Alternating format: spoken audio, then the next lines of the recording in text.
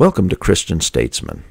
I'm your host, Zach Wagner, and today we have episode 93, Substitutes for Religion. The annals of history are absolute proof that mankind, the great majority of human beings, tend to want to be involved in something larger than themselves. This concept can be further refined into an innate need to worship, to try and connect with that larger cause or idea. While we could quote numerous scholarly works, the conclusions over the centuries have been fairly consistent. People need to feel connected to something larger. They have an innate consciousness of something beyond just the average mortal condition. They have an inborn affinity towards the God who made. To argue the existence of God is not our territory today. There are only two possibilities that explain the fact that we are here. We are alive and we are cognizant. One is the random evolutionary theory, and the other is the creationist or intelligent design theory. Let's just assume for now creation holds sway. In this universe, we tend to, from childhood on up, feel a connection to the divine, however we may interpret that. This connection can be educated out of us or masked by ungodly behavior of others around us, which we may become caught up in unawares. But the spark is there, whether we currently recognize it or not. That draw, that divine pull is always with us if we will search for it and focus it for guidance in the determination of our lives. And it is this very pull, this zeal, as it were, to be drawn to and associated with a greater cause that is so often used by the evil-minded in this world to turn us on a path that does not necessarily lead to light. Jesus said, "I am the way, the truth, and the light." His example stands above all other examples. Everything else is either a corollary or a substitute. Which one do you think is dominating our mindset today? We live in an era of modern communication. Never in history has one person or culture been able to reach across the distances that separate them and connect with another person or culture far distant. We live in an era that should see free and complete exchange of ideas and information. Well ensconced within this avalanche of information are the well-crafted substitutes for true religion. Marxism comes immediately to mind, as does Gaiaism and the prioritization of the planet over people.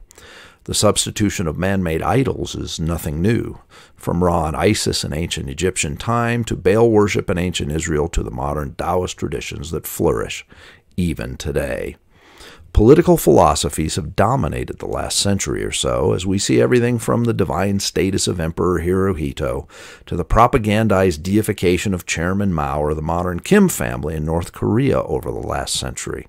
How did that turn out for the millions of victims of the conflicts that inevitably arose from such deception? All of these social constructs have been an alternative to a true religion, a true ascension to know the mind and will of the living God. These things do occupy our minds and give us a sense of purpose, and the fruits of some of these pursuits are admittedly profitable in the temporal sphere. Many of their fruits, however, are not. And the oppression that exists today in such darkened realms as North Korea flows exclusively from the fact that substitutes for real religion and enlightenment can lead down roads that can be harmful to the human condition. And what is the true definition of religion? I would argue a man's religion is that which occupies the foremost parts of his thoughts and desires. If you are focused on wealth, that is your religion and your God. If there is a political cause that burns within you day and night, there your religion resides. Jesus said, "For where your treasure is, there will your heart be also." Religion's definition, by natural default, is where your mind and heart are focused for the majority of your time. True religion, therefore, is based in timeless and everlasting truth, while false religion is based on ideas or precepts that change over time. And equally compelling is the fact that with our desire to engage in higher causes, we now have so many modern-day zealots hoping to convince us to subscribe to the focus of their minds and hearts, their religion so-called. Thus we see critical race theory, causes for women's rights on abortion, income equality, environmentalism, and other man-made frameworks being forwarded as the most pressing and just cause of the day. Yet, he who commands the universe and all things has said, "My kingdom is not of this world." What might happen if all these so-called just causes we now contend over with one another were actually framed in the light of the impending eternities? I ask this simple question for all who seek to be engaged in some higher, just purpose in their lives and may be struggling for ultimate meaning in so doing. Which is the greater reality, the earth on which we stand for several decades at most, or the eternities that await with ever open arms for us all? Which is more real? It is a fair question.